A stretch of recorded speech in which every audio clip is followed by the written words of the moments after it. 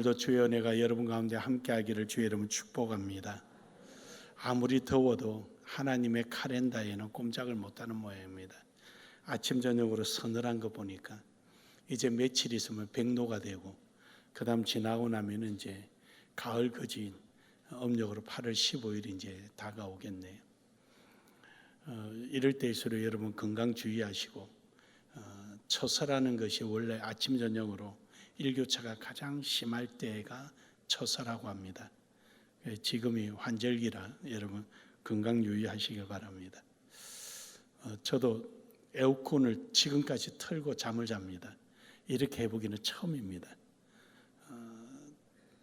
하지만 배는 항상 덮고 잡니다. 여러분 저는 제가 옳다고 생각합니다. 여러분들도 발은 내놓더라도 한여름에 배는 꼭 덮으세요. 여러분 건강 유지하는 길입니다. 아침에 건강 강의하려고 한 게 아니고 우리 신앙의 건강을 신앙의 체력을 좀 강건하게 해야 되지 않겠나라는 생각에서 앞서 말씀드렸습니다. 우리는 종교개혁이라는 것이 새로운 변화를 일으키고 또 하나님께로 되돌아가자라는 것이 개혁을 말하는 겁니다. 새로운 것을 만드는 게 아니라 원래대로 되돌아가자는 것이죠. 그런 의미에서 우리의 신앙도 항상 우리 자신을 되돌아봐야 하는 것이죠. 내가 어디쯤 있는가. 오늘 여기 있는 본문 말씀은 히스기야의 현손, 그러니까 4대 손자죠. 히스기야의 거기 있는 스바나라는 선지자의 통한 하나님의 말씀입니다. 이 스바나가 활동하던 시기는 예레미야도 활동했죠. 예레미야는 북왕국 이스라엘에서 활동했고 스바나는 남유다에서 활동을 하게 됩니다. 이때 시기는 그 아수르에 의해서 이 중동 지방에 아수르가 제패한 거죠. 모든 권한을 가지고 있으면서 조공을 받고 있었습니다. 그러다 보니까 남유다도 선친 왕들이 요시야의, 지금 현재가 요시야인데 요시야의 선친 왕들이 전부 다 아수르에 조공을 바쳤죠. 그러다가 이제 그 아수르가 신바벨론이 일어남으로 인해서 이제 이 아수르가 굉장히 위협을 받게 된 거죠. 또 아수르 내에 내치가 안정되지 못해서 또 그들 내부적으로도 문제가 되어서 힘을 잃게 됩니다. 그러면서 북왕국은 여로보암 2세, 남유다는 요시야가 지배할 때 그때 최고로 흥왕된 국가를 이루게 되는 것입니다. 북왕국의 여로보암 2세고 남유다에는 요시야인데 이때 요시야는 종교개혁을 일으킵니다. 그 종교개혁에 일으키는 단초는 누가 제공하느냐 하면 바로 오늘 본문을 읽었던 스바나입니다. 스바나가 모든 이스라엘 백성들이 우상을 버리고 거짓됨을 벗어나고 하나님 앞에 나와라. 그러면서 이들에게 늘 요구하게 되죠. 이때 요시야도 역시 일어나서 종교개혁을 하게 되는 내용입니다. 이렇게 해서 이스라엘 유다가 새로운 정기를 맞이하게 됩니다. 그러고 나서 이후에 예루살렘이 함락되지요. 바벨론에 의해서. 그리고 바벨론의 포로로 갔다가 70년 이후에 이제 다시 회복되는 사건이 일어나죠. 바로 그것을 이 전체를 염두에 둔 내용이 바로 스바냐서에 나오는 1장부터 3장까지입니다. 그래서 1장에서 2장까지는 그들의 범죄에 대한 지적과 그리고 그들이 받을 환난을 강조했다면 3장에서는 회복을 강조하고 있는 것입니다. 그래서 스바나라는 이름 자체가 감추다, 보호하다 이런 뜻을 가지고 있습니다. 다시 말해서 하나님께서 감춰놓은 자, 보호한 자, 숨겨놓은 자 이런 뜻이죠. 그래서 하나님께서는 이스라엘이라는 나라를 바벨론에 숨겨놓는 거죠. 그러다가 바벨론이 정복하고 70년 될 때 이스라엘을 이제 북왕국과 남유다를 하나로 만들어서 다시 예루살렘으로 회복하게 하는 거죠. 그래서 제가 여러분에게 자주 드린 말씀이 있죠. 성경에는 두 번의 인큐베타가 있다. 첫 번째 인큐베타는 애굽 70명이 들어가서 200만이 이루어져서 나온 인큐베타. 두 번째 인큐베타는 바벨론, 남과 북이 갈라진 것을 바벨론을 통하여 하나가 되게 만들어서 유대 민족으로 다시 예루살렘으로 불러내는 내용이 바로 인큐베타 역할을 했던 바벨론이죠. 그렇게 해서 하나님께서는 서반을 통해서 우리에게도 전능자의 하나님, 전능이라는 말은 능력을 상징하는 거죠. 모든 능력을. 우리는 경험의 범위 내에 살고 있죠. 경험의 세계 속에 있어서 경험 밖을 우리는 상상이라고 표현을 하죠. 그리고 그 상상이 안 된다라는 사실을 깨닫게 될 때 망상으로 끝나고 말죠. 물론 과학자들은 상상으로부터 출발을 합니다. 과학자는 상상해서 그것을 현실화하는 경우도 있죠. 그게 오늘날의 이러한 우리 과학의 발달을 가져오지 않았습니까? 하지만 전능이라는 것은 그런 차원하고 다르죠. 전능이란 속에는 상상과 망상의 존재가 없습니다. 왜냐하면 전능 속에는 상상이 아니라 모두가 가능한 일이고 망상이 아니라 모두가 응답될 수 있는 것이기 때문에 상상이나 망상의 존재가 인정되지 않는 것이 전능입니다. 바로 오늘 여러분과 제가 믿고 있는 하나님이 전능자이십니다. 우리의 전능의 하나님이십니다. 그러므로 오늘 스바냐가 그 이스라엘 백성들, 유다 백성들에게 야 정신 차려, 손을 놓지 마, 하나님의 너희의 기쁨이 되셔. 그리고는 용기와 소망을 불어주는 내용입니다. 오늘도 여러분과 저는 전능의 하나님을 경험하며 살아가는 은혜가 있기를 주의 이름으로 축복합니다. 그러기 위해서는 첫 번째로 하나님을 절대 믿음으로 나아가야 됩니다. 하나님에 대하여서는 절대 믿음을 가져야 된다는 것이죠. 왜냐하면요, 믿음 없이는 안 되거든요. 우리 흔히 이런 말 하죠. 종교가 뭡니까? 이러면은 기독교입니다.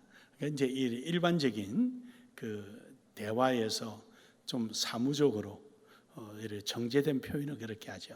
그러나 우리가 이제 그냥 쉽게 대답할 때 종교가 뭡니까? 예수 믿어요. 예수 믿어요. 그래, 예수 믿는다는 것은 소유적 개념이 아니고요, 행위적 개념이에요. 믿음을 내가 가지고 있는 것은 그 아무런 이유가 없어요. 그 뭐 어디 쓰겠어요? 믿음 가져서. 믿음은 소유의 개념이 아니라 행위의 개념이라는 거예요. 그래서 예수 믿어요? 그러면은 예수를 믿음의 삶을 살아가는 것을 이야기하는 거죠. 근데 우린 예수를 믿는다는 것이 하나의 어떤 자기의 트레이드 마크처럼 그냥 벽에 걸린 액자 한번 읽어가는 것처럼 그냥 그런 식으로 표현을 하는 거죠. 그래서 하나님께서는 뭐라고 말씀하시냐면은 로마서 3장 1절에 보면은 그런즉 유대인이 나음이 무엇이며 할례의 유익이 무엇이냐. 유대인들은요, 율법을 가진 것을 그렇게 자랑스럽게 생각해요. 율법이 있느냐 없느냐를 구분을 짓는 거지. 율법이 없으면은 저 상대하지 못할 자, 율법이 있으면 우리 형제. 그래, 너희가 유대인이 율법을 가졌다는 나음이 뭐냐 좀 한번 내놔봐라. 할례? 그래, 할례 받은 게 무슨 유익이냐 좀 이야기 좀 해봐라. 이들이 가지고 있는 신앙은 소유의 개념이었지 행위의 개념이 아니었다는 거예요. 우리도 마찬가지입니다. 우리도 신앙이라는 것은 행위를 위해서 있는 거예요. 너희는 소금이요 빛이요 라고 하죠. 행위의 개념이지 소유의 개념이 아니에요. 그러므로 여러분, 우리는 믿음을 행하며 살아가기를 주의 이름으로 축복합니다. 야고보서 2장 14절에서도 보면은 행함이 없으면 무슨 유익이 있으리요? 유대인들의 그 율법을 가졌다는 유익, 그래 할례 받았다는 유익, 그 무슨 유익인가 내놔봐라. 그에 맞게 살아야 될 거 아니냐? 믿음이 있다고 그러는 거, 그래 너 유익하면 내놔봐라. 무슨 유익이 있겠느냐? 행함이 없으면 아무 소용이 없는 것이죠. 믿음은 행위의 개념입니다. 믿으십니까? 그래서 여러분들이 종교가 뭡니까? 예수 믿어요. 그러면은 예수 믿어요 하는 순간에 그 믿음의 행위에 대한 대상이 여러분 속에서 탁 불현듯 일어나야 되는 거예요. 그냥 예수 믿어요? 이게 아니라 오늘 내가 이 순간에 행동을 해야 될 것이 무엇인가가 불현듯 퍽 떠올라야 되는 거예요. 여러분, 이거는 여러분 자동으로 되잖아요. 뭘 어떻게 되냐면요, 옆에서 누가 금덩어리 한 돈을 나는 이제 더 이상 필요 없으니까 10만 원씩 사가세요. 10만 원 할 때 여러분 마음속에 불현듯 뭐가 떠올라요? 나도 하나 사고 싶다는 생각이 떠오르잖아요. 그거는 어떻게 금방 올라오는데 믿음 행위는 안 떠오를까? 여러분 두고 하는 소리가 아니라 다른 데 하는 소리예요. 지금 여러분이야 떠오르겠지. 다른 데 믿음 없는 사람들 얘기해. 그렇게 불현듯 툭 떠올라야 돼요. 믿음은. 그래야 믿음이 행위적 개념에 내가 그렇게 살고 있다는 뜻이죠.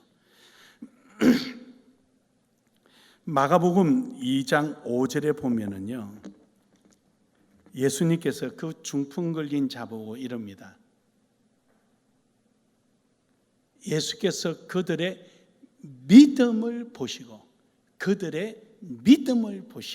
믿음을 보았다는 거죠. 예수님께서 심령 투시에서 믿음 있구나 이걸 본 게 아니고 그들의 믿음의 행위를 보신 거예요. 그걸 보고 고쳐줘 버리신 거예요. 그 믿음은 어디에 걸려있는 액자가 아니라 우리 삶 속에 표현되어지고 나타나야 한다는 겁니다. 사도행전 13장 39절에서도 모세의 율법으로 너희가 어렵다 하심을 얻지 못하던 모든 일에도 이 사람을 힘입어 믿는 자마다 어렵다 하심을 얻은 이것이니라. 모세의 율법으로는 얻지 못했지만 예수 그리스도를 믿음으로 말미암아 그대로 믿음을 삶을 통하여서 하나님 앞에 어렵다 인정을 받는 거예요. 그러니까 정말로 내 속에 믿음이 있다면은, 구원받은 자라면은 구원받은 삶이 나타나야 되는 거죠. 그거 안 나타나면 아무런 의미가 없어요. 그래서 우리가 어떤 사람이 볼 때 뭘 보든지 그 사람이 하는 행동을 보면은 내면의 세계를 이해할 수가 있잖아요.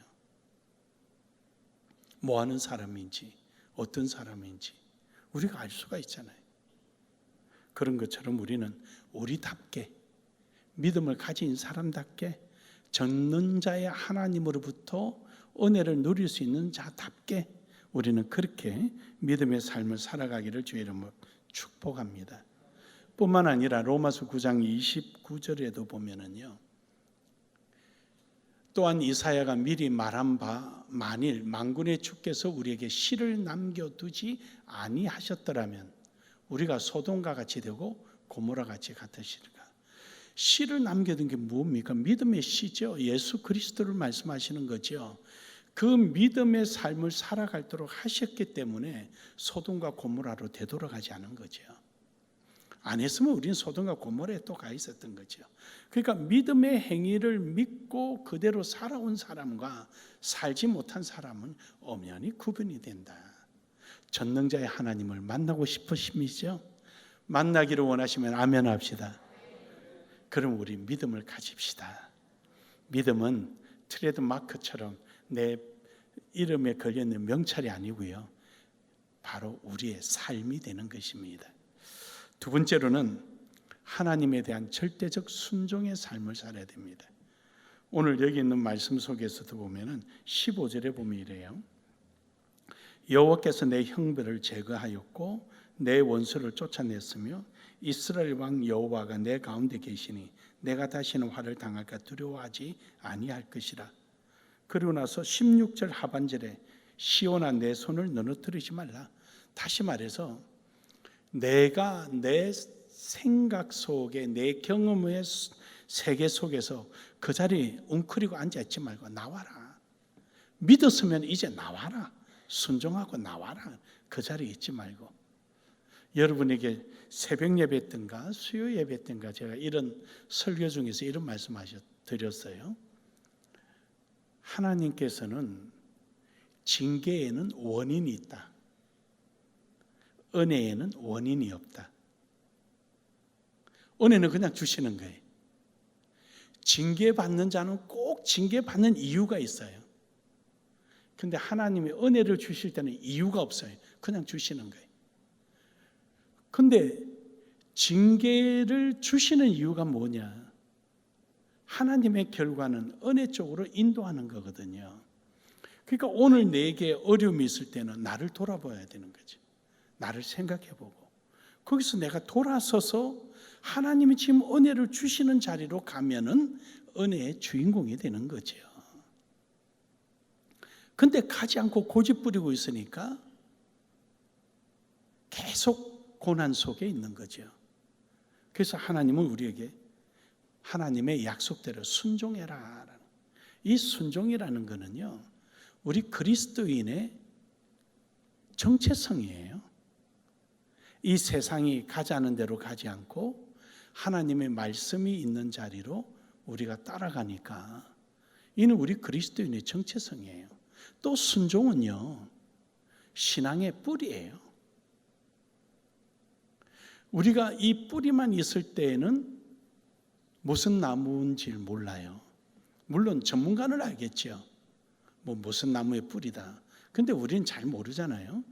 그러니까 뿌리만 있을 때 모르지만 거기서 싹이 나고 열매를 맺으면 사과나무구나, 감나무구나, 포도나무구나. 우리는 그렇게 알 수 있는 거죠. 그러니까 뿌리라는 것은 바로 그 나무의 정체성이에요. 우리 순종이라는 것은 신앙의 정체성이에요. 그래서 순종함으로 말미암아 하나님의 전능하신 하나님이 순종의 발걸음과 함께 하심으로 나타나는 현상 보고 하고 알게 되죠. 여러분만 쳐다보면은 세상 사람들이 하나님이 계시구나 이러기를 주의 이름으로 축복합니다. 축복합니다. 그렇게 순종함으로 인해서 전능자의 하나님과의 교제가 이루어지는 거죠. 그래서 보면은요, 하나님께서 우리에게 원하시는 것이 예수 그리스도도 순종함으로 말미암아 이루어졌잖아요. 또 아브라함도 순종함으로 말미암아 믿음에 머물지 않고 순종을 행함으로 하나님이 인정받으셨잖아요. 창세기 22장 18절에 보면은요, 아브라함의 은혜의 시작점이 순종입니다. 또 내시로 말미암아 천하 만민이 복을 받으리니 이는 내가 나의 말을 준행하였음이니라. 그러니까 순종은 전능하신 하나님의 경험의 시작점이에요. 그래서 순종은 그 자리에서 요이 땅 하고 뛰는 그 자리예요, 여러분. 가지도 않고 제자리에 뛰면서 주십시오, 주시옵소서, 맨날 주시옵소서. 주도 감당도 못하면서 맨날 달라 그래. 지금까지 준 것도 사용 못하면서. 믿음을 크게 하여 주시옵소서. 그 믿음만 해도 충분한 믿음이에요. 뭘 더 큰 믿음이 필요해. 로마서 6장 17절에서 18절에 보면은요, 순종은 우리 신앙의 변화의 시작을 알리는 겁니다. 왜냐하면은 우리가 그때는 죄의 종이었거든요. 그런데 이제는 죄로부터 해방되어서 의의 종이 되었으니까 순종이라는 것은 우리 신앙의 변화의 시작을 알리는 겁니다.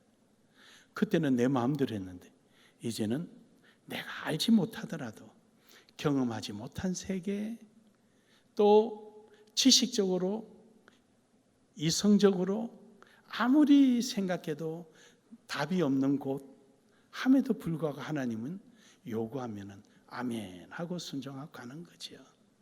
그게 바로 내가 믿고 있다는 증거고, 그게 바로 믿는 자의 자연스러운 삶의 형태가 되지요. 사랑하는 여러분, 오늘도 우리는 순종으로서 말합시다. 순종으로 말합시다. 그것이 뭐가 됐든 간에. 근데 때로는요, 얼른 안 받아칠 때도 있어요.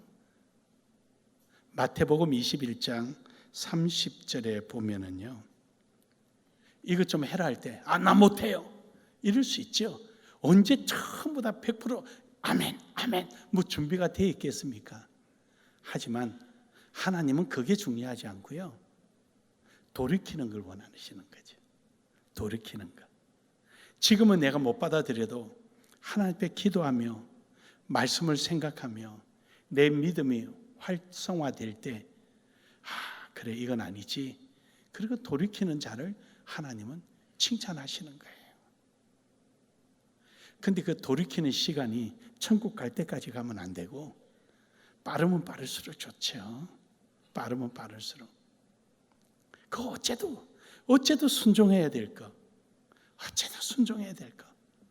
그 못 덤들일 거 뭐 있어요? 그래서 우리는 하나님이 기뻐하시는 일, 하나님이 원하시는 일에는 적극적으로 순종할 수 있기를 주의 이름으로 축복합니다.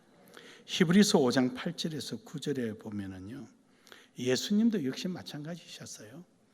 예수님은 순종하심으로 온전하게 되셨은즉, 온전하게 됐다는 것은 예수님의 인격이 온전하게 됐다는 뜻은 아니에요. 오해는 하지 마세요.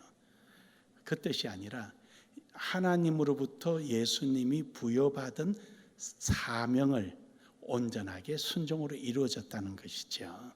그렇다면 오늘 여러분과 저에게도 하나님께서 믿고 맡기신 게 있잖아요. 나눔의 교회라는 것, 그리고 각양의 직분이라는 것. 우리는 그걸 맡아서 우리도 이것이 온전해지도록 해야 되는 거죠. 나의 나됨이 어디서 있습니까? 이런 순종을 통해서 온전해지는 것이죠. 그래서 여러분, 순종은요, 하나님께 설득당하는 거예요. 여러분, 설득당합시다. 설득당하는 게 겁나는 거예요. 우리 교회는 2번 해야 되는 거예요. 한 번 더 할까요? 설득당합시다. 우리 옆에 사람한테 한번 인사합시다. 설득당합시다. 설득당합시다 하는데, 당신 먼저 당해보세요. 일어나요? 설득당하는 거예요. 그게 바로 우리의 신앙의 모습의 정체성이요, 내가 신앙 안에 있다라는 것을 증명하는 것이고, 그것을 만방에 나타내는 것입니다. 마지막 3번째로, 전능자의 하나님을 경험하는 데는 우리는 하나님만이 소망이다라는 것을 알아야 됩니다. 하나님 외에는 소망이 없어요. 어떤 것도 막 노력하지만 그는 그때뿐이고요. 그게 끝나면 끝이에요. 사람의 욕심은, 또 열정은 계속 노력해야 되겠지요. 하지만 완성은 하나님 안에서 이루어지는 거예요. 하나님을 떠나서는 절대 이루어지지 않습니다. 여러분, 이스라엘 백성들 보세요. 이들이 아수르와 친했어요. 아수르와 친했더니 아수르가 멸망해버렸어요. 이제 바벨론이에요. 그러나 하나님은 그 바벨론을 통해서 이스라엘을 회복시킬 것을 준비하고 계셨잖아요. 그러니까 그 바벨론을 통하여 이루신 거죠. 아수르를 침공해서 들어와서 그들을 무너뜨리고 난 다음에 성전에서 다니엘이 성경을 읽어주잖아요. 이스라엘 백성들을 종으로 삼지 마라. 그걸 본 그들은 깜짝 놀라고, 그래서 이스라엘을 종으로 삼지 못하게 공포해버리죠. 종으로 삼으면 어떻게 됩니까? 대가를 지불해야 되잖아요. 그래서 자유의 몸으로 공포하잖아요. 그리고 70년이 될 때 그들이 자유의 몸으로 예루살렘으로 복귀하게 되죠. 포로기한 되죠. 포로기한 될 때 어떻게 했습니까? 하나님께서 그들에게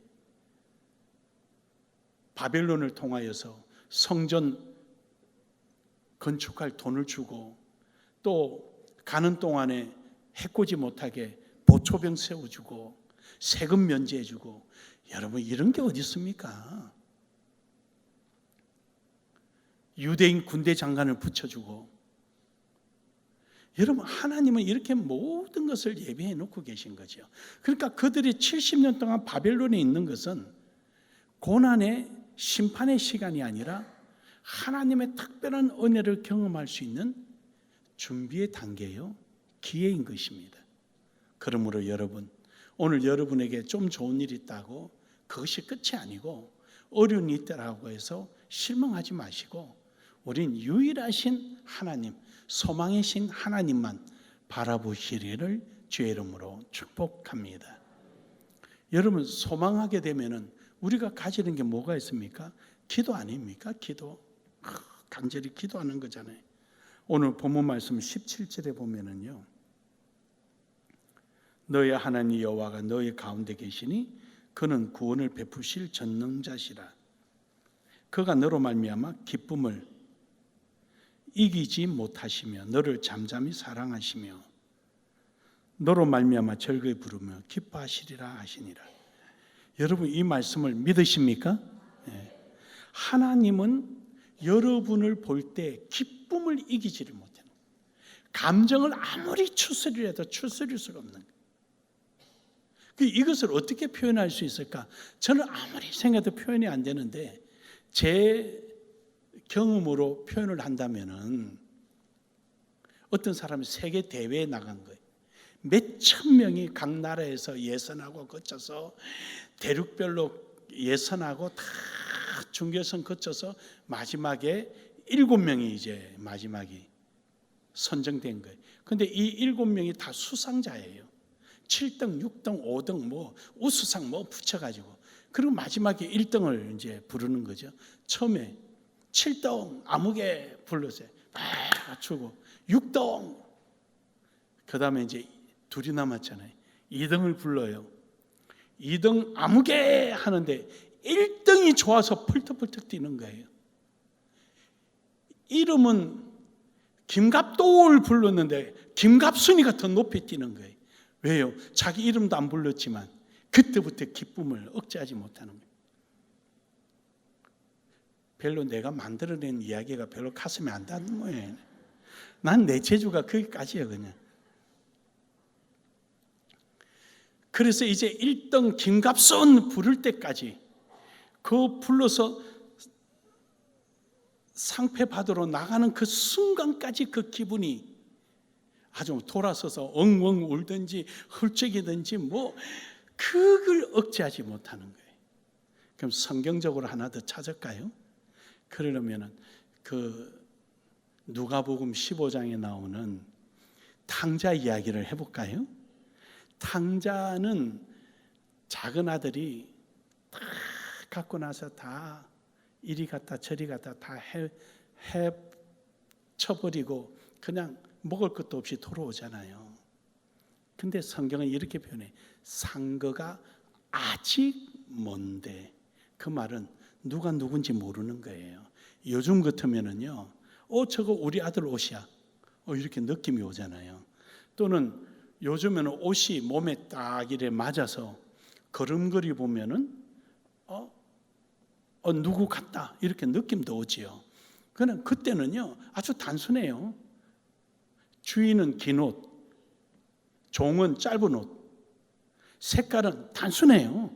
목동들 색깔은 다 히리구리 해가지고 그냥 때 묻어가지고 다 그래요 그냥. 근데 아버지는 알아보는 거예요. 아버지는 알아봐요. 저는 그 알아본다는 게 눈이 좋구나 뭘 이래 돋보기 봐서 알아본 게 아니라 아마 직관적인 것 같아요. 그 직관력이 생기게 된 것은 아마 이런 게 있지 않았을까 싶어요. 그 애는 그 돈으로 자립 못해. 그 애는 나를 떠났지만 언젠가는 돌아와야 될 아이야. 반드시 와야 돼. 안 오면은 걔는 굶어 죽어. 이 마음이 아버지에게 있었을 겁니다. 그래서 늘 밖에 나서 기다리고 있는 거죠. 그때 아들의 상거가 아직 먼데도 아들 모습을 봤을 때 그 아버지 그래 자라서 그래 아이고 우리 아들 살았구나. 그래서 큰아들이 뭐라 그러니까 내 동생은 죽었다가 살아났지 않았느냐라고 말을 하는 거죠. 그래 이제 우리 아들 살아서 그래 우리 아들 살아서 그 마음이 아닐까. 사랑하는 여러분, 우리 하나님은 여러분과 제가 그 바벨론이라는 고난 속에 또 여러 가지 환경 속에 어려움 속에 있는 모습을 보고 잘했다 이놈아 더 당해봐라 이러지 않습니다. 아직 우리가 깨닫지 못하는 은혜의 자리로 나오기를 기다리고 계신 겁니다. 여러분이 몸만 털어도 여러분의 기도 속에 주님 이제 주님 뜻대로 살겠습니다 이 소리만 들어도 하나님은 기뻐서 기대감이 가슴에 두근두근 하실 것입니다. 사랑하는 여러분, 이러한 삶이 여러분 속에 있기를 주의 이름으로 축복합니다. 그래서 여러분, 이러한 소망이 있는 사람은 하나님께 기도하게 됩니다. 매달려요. 하나님 이렇게 해주십시오, 저렇게 해주십시오. 여러분 바벨론 포로로 가 있을 때 느헤미야나 이런 사람 다 어떻게 했습니까? 다 오고 가는 사람들 예루살렘 사정이 어떻더냐, 거기는 어떻게 하고 있더냐, 내 형제들은 어떻게 있더냐, 늘 관심이 거기 있었잖아요. 그게 뭡니까? 기도죠. 기도. 빌립보서 4장 6절에 보면은요, 우리 아무 염려하지 마, 걱정하지 말고 오로지 하나님 앞에 감사함으로 아뢰라. 할렐루야. 내 속에 소망이 있는 사람은 기도합니다. 오로지 기도에 매달려요. 야고보서 4장 2절에 보면은요, 너희가 욕심을 내어도 얻지 못하며 살인하며 시기하며 능히 취하지 못함으로 다투고 싸우는도다. 너희가 얻지 못하면 구하지 아니하기 때문이요. 기도 안 하니까 못 얻는 거죠. 어떤 인간의 노력으로 별 방법을 다 해도 얻어지는 것 같아도 금방 없어져요. 그래서 기도해요. 여러분 기도합시다. 기도는요 신기해요. 기도는요 겸손의 대명사예요. 교만의 극치는 기도하지 않는 거예요. 하나님 없어도 된다는 뜻이잖아요. 기도 안 하는 것은. 그러니까 여러분 기도하셔요. 기도. 하나님 앞에 기도하고 매달리고 또 기도하는 법을 모르면은요 뭐 있어요? 그냥 내가 이야기하듯이 하나님 앞에 이야기하는, 하나님 이렇고요. 이거는 저런데요. 이거 어떻게 하면 되죠? 하나님 좀 도와주시고요. 그렇게 하면 되죠. 뭐 별거예요. 요즘 노래 잘 부르는 사람은 대화하듯 하는 그 자세가 노래 잘 부르는 사람이라며요. 요즘 트렌드가 그렇대요. 노래 잘 부르는 가수 트렌드가. 기도는요 옛날부터 그래요. 대화하듯이 그냥 하나님 이렇고요 저렇고요. 뭐 앉아가지고 하나님 기도합니다. 넥타이 다 하고 자 지금부터 준비할 테니까 하나님 준비됐나요? 이거 아니에요. 그냥 편하게 하세요. 어떤 사람은 기도하면은 불안해서 못하는 사람도 있어요. 저도 솔직히 그럴 때 있었어요. 기도하면은 하나님 필리핀 학교에 돈이 좀 더 필요한데요. 네 집 팔으면 되지 않느냐? 이 응답 받을까 봐. 못할 때가 있죠. 두근두근 하죠. 왜 안 해요? 그래도 하면 돼요. 저 필리핀에서 제가요, 민다나오에서 잠시 기도하는데,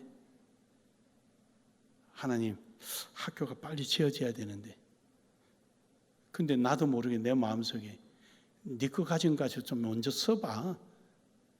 다음에 줄게. 그리고 와서 바로 2차 담보해가지고 돈 빼가지고 가져가려고 그러는 거예요. 아니, 먼저 써라는데 뒤에 준다고. 하나님 주면 더 많이 주실 거 아니에요. 여러분 경험 안 해보니까 아멘 소리 안 나오죠? 나는 하도 경험해봐서 나와요. 하도 경험해봐서. 뭐 한 번, 두 번 해봤어야죠. 제가 한번 크게 회개한 적이 있어요. 우리 집사람한테 금붙이라도 하나 사주면은 교회 다 갖다 놓으니까 내가 머리 좀 쓴다고 18K를 했어요. 이는 돈 안 나가니까 이거는 안 갖다 놓겠지. 그러고 나서는 갖다 놓지는 않는데 교회에다가 회개는 내가 다 해버렸어요. 얼마나 치사한지 내가. 엄청 치사하더라고요. 그래 한번 큰맘 먹고요. 24개월 해가지고요. 다이아몬드 반지 그 18K 딱 넣어가 이거는 팔아도 돈이 안 된다 그러고 사줬더니요. 2개월도 안 돼가 도둑놈이 와서 들고 가버린 거예요. 그걸 24개월 동안 무느라고 고생 엄청 했습니다. 그때는 사례비도 안 나올 때 얘기인데. 그래 이래 하나님 앞에 이래 장께 서면 안 돼. 그냥 전공법이 좋아요. 전공법. 하나님 없어요. 하나님 아파요. 하나님이 이래요. 전공법이 좋은 거예요. 그래서 여러분 오늘도 하나님 앞에 쉼없이 기도하기를 주의 이름으로 축복합니다. 히브리서 4장 16절에 보면은요, 기도는 은혜의 통로입니다. 그러므로 우리는 궁명하심을 받고 때를 따라 돕는 은혜를 얻기 위하여 은혜의 보좌 앞에 담대히 나아갈 것이라. 때를 따라 돕는 은혜, 하나님 앞에 기도하고 간구하고 이것이요 은혜 앞에 나가는 거예요. 그럴 때 하나님께서 때를 따라 돕는 거예요. 내가 어느 곳에 있든지 어떤 환경이든지 어떤 조건이든지 그게 하나님 함께 하시는 거예요. 그래서 하나님 앞에 감사한 거죠. 다른 게 뭐가 있겠어요? 결론적으로 여러분, 하나님 앞에 전능하신 하나님, 말로만 아니라 내 생활 속에 내게 각인이 되어지고 경험이 되어지고 누구 앞에든지 하나님이 전능하심을 자랑스럽게 말을 할 수 있는 이러한 여러분이 되기를 주의 이름으로 축복합니다. 축복합니다.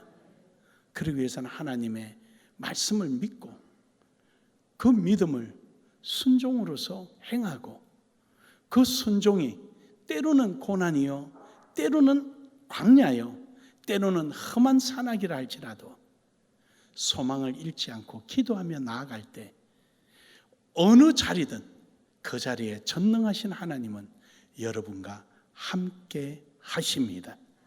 전능하신 하나님의 정인이 되기를 주의 이름으로 축복합니다. 축복합니다. 축복합니다.